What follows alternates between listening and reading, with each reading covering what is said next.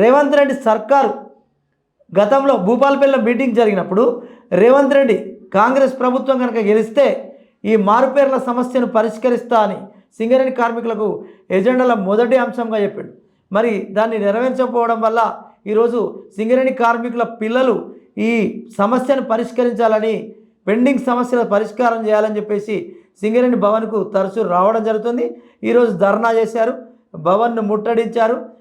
పోలీసులు అనేక చోట్ల అడ్డుకున్నప్పటికీ చాలా ఉత్సాహంగా ముందుకొచ్చి కార్మికుల పిల్లలు ఈ ఉద్యమాన్ని చేయడం జరిగింది.